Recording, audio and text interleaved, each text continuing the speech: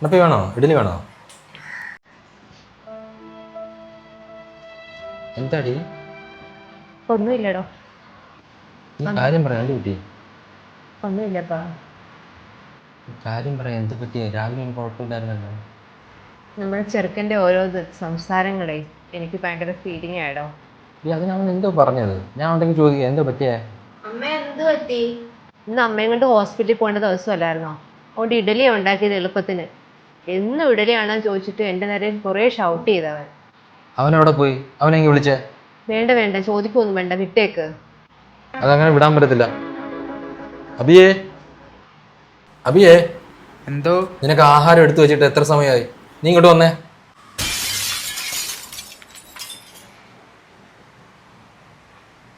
അബിയേ, ഇങ്ങോട്ട് പറയുന്നേ.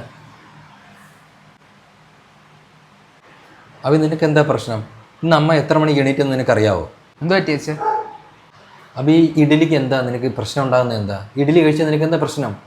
നീ കഴിഞ്ഞ ദിവസം നമ്മളോട് ട്യൂഷന് പോയപ്പോൾ നീ എന്തോ എൻ്റെ ഒരു കാര്യം ചോദിച്ച ഓർമ്മയുണ്ടോ? ഒരമ്മച്ചി 10:30 പല്ല് തേക്കുന്നത് കണ്ടപ്പോൾ നീ എന്തോ ചോദിച്ചേ? ഓ, അമ്മച്ചിക്ക് എന്ത് സുഖമാണ്, അമ്മ രാവിലെ 10:30 എണീറ്റ് പല്ല് തേച്ചിട്ടിരിക്കുന്നത്. ചോദിച്ചത് നിനക്ക് ഓർമ്മയുണ്ടോ? ഞങ്ങളിപ്പോൾ രാവിലെ എഴുന്നേക്കുന്നതല്ലേ, ആ അമ്മ 10:30 പല്ലേക്കുന്നുണ്ടെന്ന് ചോദിച്ചേ ഉള്ളൂ. എൻ്റെ മോനെ, ആ അമ്മ 10:30 പല്ല് തേക്കുന്നത് മാത്രമേ നീ കണ്ടുള്ളൂ. പക്ഷെ ആ അമ്മ എത്ര മണിക്ക് എണീറ്റ് ആ വീട്ടിലെ എല്ലാ കാര്യങ്ങളും ചെയ്ത് കഴിഞ്ഞിട്ട് എല്ലാവരും കഴിച്ചു കഴിഞ്ഞിട്ട് ആണ് ആ അമ്മ പല്ല് തേക്കുന്നത്. അപ്പോൾ അവർ 10:30 ഒന്നും കഴിച്ചിട്ടില്ലെന്നാണ് അതിൻ്റെ അർത്ഥം. അപ്പം നീ അമ്മമാരെ ഒരിക്കലും അണ്ടർ എസ്റ്റിമേറ്റ് ചെയ്യാൻ പാടില്ല, കേട്ടല്ലോ. ഉള്ളത് എന്തുണ്ടാക്കി വെച്ചിരിക്കും അത് കഴിച്ചിട്ട് ബ്രേക്ക് ആകാൻ നോക്കണം. കുറച്ചൊക്കെ നിങ്ങൾ അമ്മമാരുടെ കൂടെ സഹകരിക്കത്തില്ലേ? അവൻ കൊച്ചി ചെറുക്കനല്ലേ, പോട്ടെന്നേ. അബി, അമ്മമാരെല്ലാം ഇങ്ങനെ തന്നെ, കണ്ടല്ലോ. നീ വേഗം ഈ ബ്രേക്ക്ഫാസ്റ്റ് കഴിച്ചിട്ട് അമ്മയോട് ഒരു സോറിയും പറഞ്ഞിട്ട് സ്കൂളിൽ പോകാൻ നോക്കും. സോറി അമ്മ.